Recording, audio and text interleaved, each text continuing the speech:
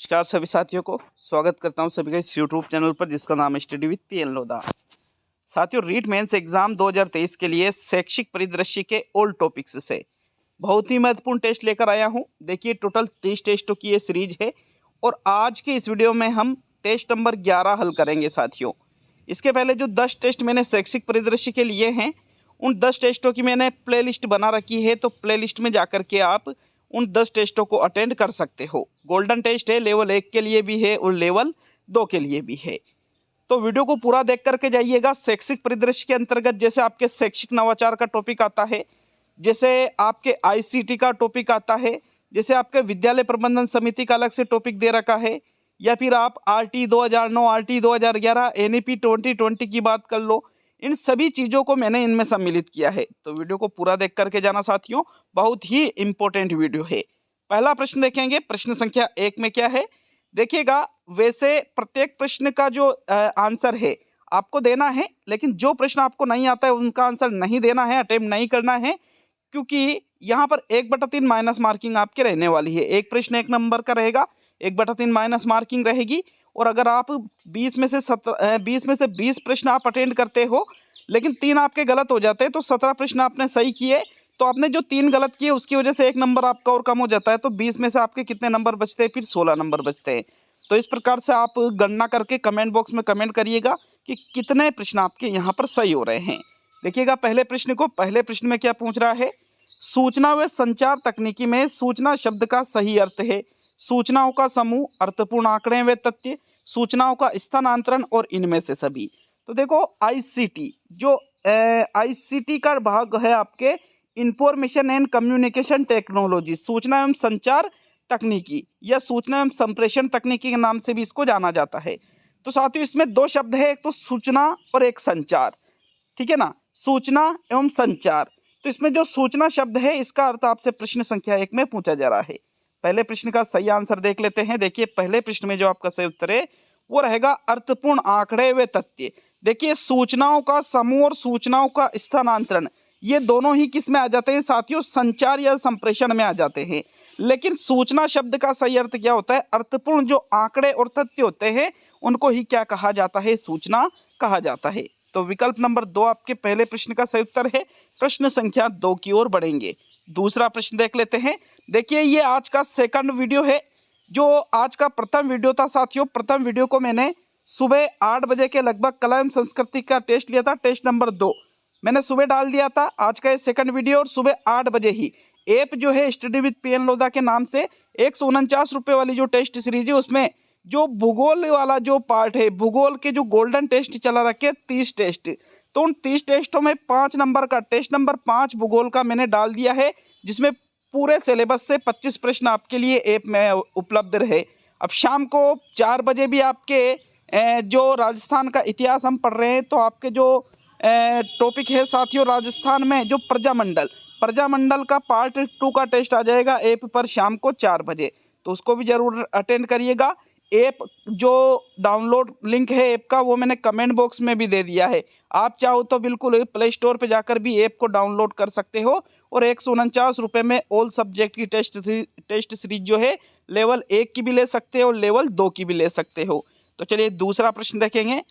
संविधान के किस संशोधन को प्रभावी बनाने हेतु शिक्षा का अधिकार विधेयक प्रस्तावित किया गया था? 42वां संविधान संशोधन, 84वां संविधान संशोधन, 76वां संविधान संशोधन और 86वां संविधान संशोधन। देखो, यहाँ पर संविधान संशोधन की बात की जा रही है कि संविधान के किस संशोधन को प्रभावी बनाने हेतु शिक्षा का अधिकार विधेयक प्रस्तावित किया था? तो यह संविधान संशोधन हुआ था साथियों 86वां संविधान संशोधन। कौन सा संविधान संशोधन हुआ था? ये 86वां संविधान संशोधन। विकल्प नंबर 4 आपके प्रश्न संख्या 2 का बिल्कुल सही उत्तर है। चलिए आगे बढ़ेंगे प्रश्न नंबर 3 की ओर। तीसरा प्रश्न देख लेते हैं। प्रश्न संख्या 3 में आपसे पूछ रहा है, राष्ट्रीय शिक्षा नीति 2020 में प्री विद्यालय से माध्यमिक स्तर तक 100% सकल नामांकन का लक्ष्य कब तक पूरा करने का लक्ष्य रखा है? 2025 तक, 2027 तक, 2035 तक और 2030 तक। तो देखो, जो एनईपी 2020 आई है साथियों, राष्ट्रीय शिक्षा नीति जो 2020 आई है, इसके अंतर्गत 100% सकल नामांकन हो प्री विद्यालय से माध्यमिक स्तर तक, इस चीज का एक लक्ष्य बनाया गया और इस लक्ष्य को प्राप्त करने का लक्ष्य किस सन तक रखा गया? सन 2030 तक। कब तक रखा गया? कि सन 2030 तक हम जो प्री विद्यालय है यहाँ से लेकर के माध्यमिक स्तर तक 100% सकल नामांकन प्राप्त कर लेंगे। विकल्प नंबर 4 आपके प्रश्न संख्या 3 का सही उत्तर है। चलिए आगे बढ़ेंगे प्रश्न संख्या 4 की ओर। तीसरे प्रश्न में फोर्थ विकल्प आपका सही रहेगा। चौथा प्रश्न देख लेते हैं। प्रश्न संख्या 4 में क्या पूछ रहा है? विद्यालय प्रबंधन समिति के सदस्यों हेतु वार्षिक सदस्यता शुल्क निर्धारित है। 51 रुपये प्रति वर्ष है, 101 रुपये प्रति वर्ष है, अनिवार्य नहीं है और इनमें से सभी। तो यहाँ पर देखो, विद्यालय प्रबंधन समिति, स्कूल मैनेजमेंट कमेटी जो होती है, इसमें एक समिति, इस समिति में साथियों सदस्यों को जोड़ा जाता है और इन सदस्यों की संख्या कितनी होती है? 16 होती है। कितने सदस्य होते हैं इसमें? 16 सदस्य होते हैं, जिसमें 50% भागीदारी किनकी होती है साथियों? महिलाओं की होती है। और इस समिति में जो सदस्यता ली जाती है, जो सदस्य बनते हैं, तो उनसे 51 रुपये एक वर्ष के लिए जाते हैं, 101 रुपये लिए जाते हैं, या अनिवार्य नहीं है, या इनमें से सभी। तो साथियों इसका जो सही उत्तर है वो कौन सा रहेगा? आपके विकल्प नंबर 3, अनिवार्य नहीं है। खुद की इच्छा से अगर चाहे तो विद्यालय विकास के लिए योगदान दे सकते हैं, नहीं तो कोई दिक्कत वाली बात नहीं है। ठीक है ना, अनिवार्य नहीं है। तीसरा विकल्प आपके प्रश्न संख्या 4 का सही उत्तर है। प्रश्न 5 की ओर बढ़ेंगे मित्रों। 5वें प्रश्न में आपसे क्या पूछ रहा है? डीवीडी का पूरा नाम है, डीवीडी का पूरा नाम पूछ रहा है। Digital video disc, digital video data, digital versatile data, digital virtual disc. तो डीवीडी का नाम आपने जरूर सुना होगा। आजकल तो क्या डीवीडी है, सीडी है, ये चीजें बहुत कम देखने को मिलती है, लेकिन साथियों आज से 5 से 10 साल पहले डीवीडी का नाम जरूर सुना होगा आपने। जो कैसेट वगैरह आती थी, डीवीडी उस पर लिखा होता था। बिल्कुल, जो डीवीडी होती है इसका पूरा नाम है डिजिटल वर्सेटाइल डाटा। क्या है इसका पूरा नाम? Digital versatile data. विकल्प नंबर आपका जो 3 है प्रश्न संख्या 5 का बिल्कुल सही उत्तर है। चलिए नेक्स्ट आगे बढ़ेंगे प्रश्न संख्या 6 की ओर। छठा प्रश्न देख लेंगे। प्रश्न संख्या 6 में आपसे क्या पूछ रहा है? तो चलिए छठे प्रश्न की ओर बढ़ेंगे। आपके प्रश्न संख्या 6 है, आरटी के अनुसार कक्षा 6 से 8 जो कक्षा होती है यहाँ के लिए छात्र और शिक्षक अनुपात होता है 30:1 होता है, 35:1 होता है, 40:1 होता है, या 25:1 होता है। तो देखो आरटी 2009 क्या कहती है कि कक्षा 1 से 5 के लिए तो जो छात्र और शिक्षक अनुपात होगा 30 छात्रों पर 1 शिक्षक की नियुक्ति की जाती है। कक्षा 1 से 5 की बात है ये। लेकिन कक्षा 6 से 8 की अगर हम बात करें तो साथियों 6 से 8 के लिए 35 जो छात्र होते हैं उन पर 1 शिक्षक की नियुक्ति की जाती है आरटी 2009 के अनुसार। तो यहाँ कक्षा 6 से 8 ही पूछा है, इसी वजह से आपके विकल्प नंबर जो 2 है वो आपका बिल्कुल सही उत्तर है छठे प्रश्न में। नेक्स्ट 7वें प्रश्न की ओर बढ़ेंगे। आपके प्रश्न संख्या 7, बालिका शिक्षा फाउंडेशन की स्थापना कब की गई थी? 1990 में, 1995 में, सन 2000 में और 2005 में। देखो बालिका शिक्षा फाउंडेशन की स्थापना क्यों की गई थी, पहली बात तो ये, और कब की गई थी ये तो आपका प्रश्न है, लेकिन क्यों की गई थी? तो साथियों बालिका शिक्षा फाउंडेशन की स्थापना करने के पीछे ये उद्देश्य था कि जो बालिकाओं की जो शिक्षा है उसको आगे बढ़ाना, उनको प्रोत्साहित करना, उनको नए नए जो प्रोत्साहन के रूप में अलग अलग, देखो बालिका शिक्षा फाउंडेशन के द्वारा बालिकाओं को पुरस्कार दिए जाते हैं, जैसे गार्गी पुरस्कार ये तो देता है, बालिकाओं को पुरस्कार दिए जाते हैं, थोड़ी धनराशि भी दी जाती है ताकि वो जीवन में आगे बढ़ सके। इस उद्देश्य से बालिका शिक्षा फाउंडेशन की स्थापना की गई। कब की गई? सन 1995 ईस्वी में। विकल्प 2 आपके 7वें प्रश्न का सही उत्तर है। प्रश्न 8 की ओर बढ़ेंगे। तो चलिए 8वां प्रश्न देखेंगे। प्रश्न नंबर 8, OMR का पूरा नाम क्या है? Only memory reader, optical memory reader, optical manipulation reader और ऑप्टिकल मार्क रीडर। देखो अभी आप एग्जाम दोगे, रीट का आपके एग्जाम आने वाला है 4 और 5 फरवरी को आपके एग्जाम है साथियों। आपके पास 3 महीने का समय भी नहीं बच रहा है, क्योंकि आज हो चुकी है 7 नवंबर।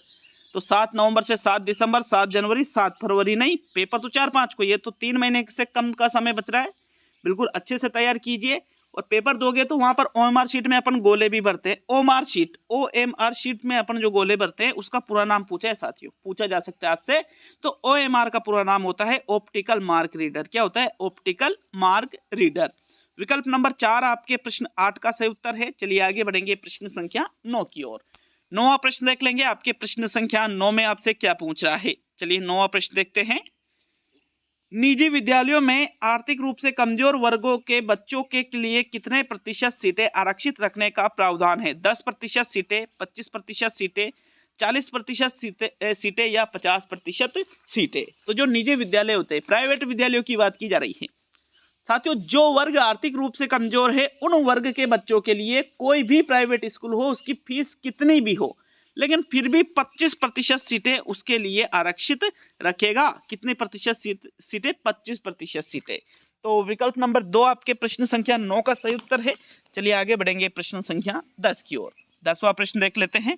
प्रश्न नंबर 10, शिक्षा वाणी के अंतर्गत शनिवार के दिन क्या प्रसारित किया जाता है? हवा महल कार्यक्रम, आपनो राजस्थान, आमेर महल और इनमें से सभी। तो देखो, शिक्षा वाणी एक रेडियो कार्यक्रम है, शैक्षिक कार्यक्रम है, और इसके अंतर्गत प्रत्येक शनिवार को साथियों जो कार्यक्रम प्रसारित किया जाता है उस कार्यक्रम का नाम है हवा महल कार्यक्रम। क्या नाम है उस कार्यक्रम का? हवा महल कार्यक्रम। विकल्प 1 आपके प्रश्न संख्या 10 का सही उत्तर है। चलिए आगे बढ़ेंगे प्रश्न संख्या 11 की ओर। तो 11वां प्रश्न देखेंगे। 11वें प्रश्न में क्या पूछ रहा है?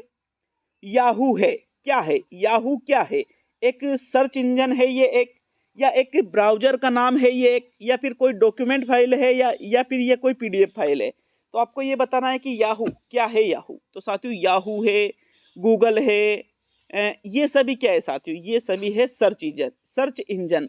जबकि क्रोम वगैरह क्या है? ब्राउजर के प्रकार है। तो आपके विकल्प नंबर कौन सा सही है यहाँ पर? पहला विकल्प प्रश्न संख्या 11 का सही आंसर है। चलिए 12वें प्रश्न की ओर बढ़ेंगे साथियों। वीडियो अच्छा लगे तो लाइक शेयर करिएगा, कमेंट बॉक्स में कमेंट करके जरूर जाइएगा, और चैनल पर नए हो तो चैनल को सब्सक्राइब नहीं करते हो यार, कितनी मेहनत कर लो लेकिन सब्सक्राइब नहीं करते आप, तो सब्सक्राइब जरूर करके जाइए। और प्रत्येक वीडियो का नोटिफिकेशन पाने के लिए जो सब्सक्राइब करने के बाद बेल आइकन का बटन होता है उसको ऑन कर लेना, ठीक है। प्रश्न 12 की ओर बढ़ेंगे। 12वें प्रश्न में आपसे क्या पूछ रहा है साथियों? तो प्रश्न संख्या 12, वीडियो टेप का दूसरा नाम है? चलचित्र है, श्रव्य दृश्य कैसेट है, दृश्य उपकरण है या श्रव्य उपकरण है? तो जो वीडियो टेप होता है इसका दूसरा नाम आपसे प्रश्न संख्या 12 में पूछा जा रहा है। बताइए 12वें प्रश्न का कौन सा विकल्प आपका सही रहेगा? तो देखो, जो वीडियो टेप होता है इसको क्या कहा जाता है मित्रों? इसको कहा जाता है श्रव्य दृश्य कैसेट। क्या कहा जाता है? श्रव्य दृश्य कैसेट, मतलब जिसमें हम सुन भी सकते हैं, देख भी सकते हैं, कैसेट के रूप में जो होता है साथियों, तो यही वीडियो टेप कहलाता है। विकल्प नंबर 2 आपके प्रश्न संख्या 12 का सही उत्तर है। चलिए आगे बढ़ेंगे प्रश्न संख्या 13 की ओर। 13वां प्रश्न देख लेते हैं। प्रश्न नंबर 13, शिक्षा दर्शन कार्यक्रम कौन सी कक्षा के लिए प्रसारित होते हैं? कक्षा 1 से 12 के लिए, कक्षा 1 से 10 के लिए, कक्षा 1 से 8 के लिए और कक्षा 1 से 5 के लिए। तो शिक्षा वाणी अलग है, शिक्षा दर्शन अलग है।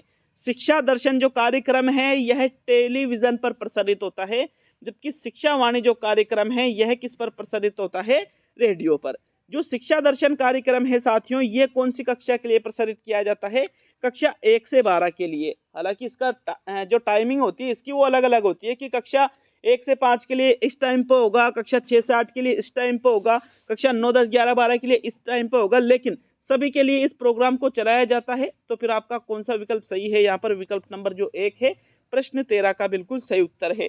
चलिए आगे बढ़ेंगे प्रश्न नंबर 14 की ओर। 14वां प्रश्न देख लेते हैं। आपके प्रश्न नंबर 14, प्रणाली उपागम के मूल तत्वों में सम्मिलित नहीं है। देखो टाइपिंग मिस्टेक हुई है, यहाँ पर के शब्द मैंने लिखा था। तो प्रणाली उपागम के मूल तत्वों में सम्मिलित जो नहीं है उसका चयन आपको 14वें प्रश्न में करना है। अदा है, प्रक्रिया है, प्रदा है या वातावरण है? बताइए कौन से विकल्प पे जाओगे? तो देख ले इसका सही आंसर भी साथियों। इसका सही आंसर है विकल्प नंबर 4। प्रणाली उपागम के जो मूल तत्व होते हैं उसमें वातावरण को सम्मिलित नहीं किया जाता है, अदा को सम्मिलित किया जाता है, प्रक्रिया को सम्मिलित किया जाता है, प्रदा को भी सम्मिलित किया जाता है, लेकिन वातावरण को सम्मिलित नहीं किया जाता है। इसी वजह से आपके जो चौथा विकल्प है प्रश्न संख्या 14 का सही आंसर है। चलिए आगे बढ़ेंगे प्रश्न 15 की ओर। तो 15वां प्रश्न देखते हैं। राजस्थान स्टेट ओपन स्कूल की स्थापना किस वर्ष की गई? 2005 में, 2006 में, 2015 में और 2010 में। राजस्थान स्टेट ओपन स्कूल की बात यहाँ पर की जा रही है। देखो, ये जो शैक्षिक तकनीकी की आपके लिए टेस्ट सीरीज चला रखी है, यूट्यूब पर पूरे 30 टेस्ट करवाए जाएंगे आपको। इसके कितने? पूरे 30 टेस्ट, और इसमें ऑल टॉपिक्स को हम सम्मिलित करते हैं साथियों। 30 टेस्ट का मतलब हुआ 600 प्रश्न, ऑल टॉपिक्स में से 600 प्रश्न सोच के देखिएगा, और इम्पोर्टेंट हर प्रश्न को ले लिया जाएगा। यूँ मान लीजिए ये जो शैक्षिक परिदृश्य वाला पार्ट है इन 30 टेस्टों में से ही आपके एग्जाम में आने वाला है, तो इसीलिए पूरा फॉलो जरूर करिएगा। देखिए, राजस्थान स्टेट ओपन स्कूल की स्थापना की अगर हम बात करें तो इसकी स्थापना 2005 में की गई थी। 2005 में कब की गई थी अगर ये पूछ ले तो बिल्कुल 21 मार्च 2005 में राजस्थान स्टेट ओपन स्कूल की स्थापना की गई थी। कब की गई थी? 21 मार्च 2005 में। विकल्प एक आपके 15वें प्रश्न का सही उत्तर है। चलिए आगे बढ़ेंगे साथियों प्रश्न संख्या 16 की ओर। तो 16वां प्रश्न देखते हैं, प्रश्न नंबर 16। गैर सरकारी विद्यालयों में बालकों की फीस का पुनर्भरण किसके द्वारा किया जाता है? केंद्र सरकार के द्वारा, राज्य सरकार के द्वारा, संसद के द्वारा या राज्यसभा के द्वारा? गैर सरकारी विद्यालयों की यहाँ पर बात की जा रही है। गैर सरकारी मतलब निजी विद्यालयों की। तो साथियों यहाँ पर जो 25% सीटों पर जो आर्थिक रूप से कमजोर वर्ग के जो बच्चे पढ़ते हैं, इनकी फीस का जो पुनर्भरण है ये किसके द्वारा किया जाता है? राज्य सरकार के द्वारा किया जाता है। किनके द्वारा किया जाता है? राज्य सरकार के द्वारा। विकल्प नंबर 2 आपके 16वें प्रश्न का सही उत्तर है। चलिए आगे बढ़ेंगे प्रश्न संख्या 17 की ओर। तो 17वां प्रश्न देख लेते हैं। आपके प्रश्न नंबर 17 में आपसे क्या पूछ रहा है? देखो 17वां प्रश्न है, स्माइल कार्यक्रम क्या है? स्माइल कार्यक्रम हमने पढ़ा था ना, कोरोना काल में चला है, ये 3 भागों में चला था। तीनों चरणों की शुरुआत जो हुई थी वो भी मैंने आपको बता रखी है। व्हाट्सएप ग्रुप बनाए जाते थे। तो साथियों स्माइल कार्यक्रम क्या है? शिक्षकों का ऑनलाइन प्रशिक्षण है, बच्चों का ऑनलाइन रिजल्ट है, ऑनलाइन शिक्षा व्यवस्था है या सभी? तो भाई ऐसा है, स्माइल कार्यक्रम क्या है? एक ऑनलाइन शिक्षा की व्यवस्था थी, बच्चों को ऑनलाइन शिक्षा प्रदान करना। इसी वजह से इस कार्यक्रम की शुरुआत की गई थी। कौन से कार्यक्रम की? स्माइल कार्यक्रम की। तो फिर कौन सा विकल्प आपके 17वें प्रश्न में सही रहेगा मित्रों? तीसरा जो विकल्प है आपके प्रश्न संख्या 17 का सही उत्तर है। चलिए आगे बढ़ेंगे प्रश्न संख्या 18 की ओर। 18वां प्रश्न देख लेते हैं। आपसे प्रश्न संख्या 18 में क्या पूछ रहा है? तो चलिए 18वां प्रश्न, भारत में उपग्रह संचार सेवा कब प्रारंभ हुई? 1960 में, 70 में, 1980 में और 1990 में? यार इस प्रश्न में बड़ा ही डाउट है। क्यों डाउट है? क्योंकि इसका जो आंसर है किताब में तो मुझे मिला 1970, लेकिन मुझे लगा कि यार 1970 थोड़ी है। फिर मैंने इसको अच्छे से देखा तो जो इसरो की ऑफिशियल वेबसाइट है, इसरो जानते हो ना, इसरो का नाम सभी ने सुन रखा होगा। तो साथियों इसरो की जो ऑफिशियल साइट है इसमें 1981 में प्रथम उपग्रह जो उपग्रह संचार सेवा है इसके लिए प्रथम उपग्रह स्थापित किया, लेकिन ये असफल हुआ था। फिर मैंने देखा कि सेकंड नंबर पे था इनसेट, ये तो एक ए था, एक बी, इनसेट एक बी नाम से 1983 में लॉन्च किया गया था और ये सफल हुआ था। तो 1983 होना चाहिए था, लेकिन इसके पहले अगर जैसे मान लीजिए विदेशी की सहायता से कोई संचार सेवा शुरू कर दी गई है तो वो हो सकता है। तो इसमें थोड़ा कंफ्यूजन है इस प्रश्न में। वैसे 1980 आना चाहिए इसका आंसर, लेकिन बिल्कुल मैं इसका कमेंट बॉक्स में भी बताऊंगा और आप भी बिल्कुल आप इस प्रश्न के लिए 18वें प्रश्न के लिए कमेंट कर सकते हो। हालांकि मैंने देखा भी था कि भाई ऑफिशियल वेबसाइट थी जो इसरो की, उस पर तो 1983 सही मान रखा है, लेकिन फिर भी आपका सुझाव बिल्कुल आमंत्रित है प्रश्न के लिए, क्योंकि कहीं किसी चीज़ की जानकारी, हर चीज़ की जानकारी 100% सही हो ये ज़रूरी नहीं है साथियों। तो इसीलिए मैं आप लोगों के विचार आमंत्रित कर रहा हूँ सिर्फ इस प्रश्न के लिए, बाकी किसी प्रश्न में कोई डाउट नहीं है। फिर मैं तीसरे विकल्प पे जा रहा हूँ, ठीक है ना। बाकी किताब में 1970 दे रखा था। चलिए प्रश्न संख्या 19 की ओर बढ़ेंगे। तो 19वां प्रश्न देख लेते हैं। प्रश्न संख्या 19, एनईपी 2020 के अनुसार शिक्षण की नई व्यवस्था किस आयु वर्ग के बच्चों के लिए होगी? जन्म से 18 वर्ष के, 3 से 18 वर्ष के, 6 से 18 वर्ष के और 6 से 14 वर्ष के। तो देखो एनईपी 2020 की यहाँ पर बात की जा रही है, नेशनल एजुकेशन पॉलिसी 2020। देखो साथियों इसमें जो शिक्षण की नई व्यवस्था है ये 5+3+3+4 इस प्रकार से शिक्षण की व्यवस्था की गई है। और इसमें ये जो शिक्षण की व्यवस्था की गई है ये 3 वर्ष से लेकर के 18 वर्ष तक का जो बच्चा है, कितने वर्ष से लेकर के? 3 वर्ष से लेकर के 18 वर्ष तक का जो बच्चा है वो इसमें आएगा, क्योंकि 5, 3, 8, 3, 11, 4 कितना हुआ? 15। तो 3 से 18 वर्ष की जो आयु वर्ग के बच्चे होते हैं उनको इसमें शामिल किया गया है। विकल्प 2 आपके प्रश्न संख्या 19 का सही उत्तर है। अब आज का अंतिम और 20वां प्रश्न देख लेते हैं। देखिएगा यहाँ पर अगर हम बात करें तो टेस्ट सीरीज जरूर ज्वाइन करिएगा। लगभग 85 के आसपास टेस्ट उस पर अपलोड किए जा चुके हैं साथियों, और वो टेस्ट आपको अभी भी उपलब्ध हो जाएंगे। लेकिन नवंबर तक अगर आपने टेस्ट सीरीज ले ली तो ही आपको ये उपलब्ध रहेंगे, नहीं तो बाद में जिन्होंने पहले ली थी उनके लिए शो रहेंगे, बाद वालों के लिए नहीं रहेंगे। इसलिए जरूर ले। तो चलिए अंतिम और 20वां प्रश्न देख लेते हैं। आपके प्रश्न संख्या 20, ज्ञान दर्शन सेकंड या एकलव्य चैनल का शुभारंभ कब किया गया? 26 जनवरी 2003, 26 जनवरी 2004, 26 जनवरी 2005 और 26 जनवरी 2006। देखो वैसे तो ज्ञान दर्शन चैनल की शुरुआत सन 2000 में की गई थी, लेकिन यहाँ पर बात की जा रही है ज्ञान दर्शन द्वितीय की। ज्ञान दर्शन सेकंड, जिसको एकलव्य चैनल के नाम से भी जाना जाता है। किस नाम से जाना जाता है? एकलव्य चैनल के नाम से भी इसको जाना जाता है। और इसका जो शुभारंभ है साथियों 26 जनवरी 2003 को किया गया था। कब किया गया था? 26 जनवरी 2003 को। तो विकल्प एक आपके 20वें प्रश्न का सही उत्तर है। अभी आपके कंप्लीट होता है साथियों। तो 11वें नंबर का जो शैक्षिक परिदृश्य का टेस्ट है ये आप कंप्लीट कर चुके हो। शैक्षिक परिदृश्य के 19 टेस्ट आना और बाकी है।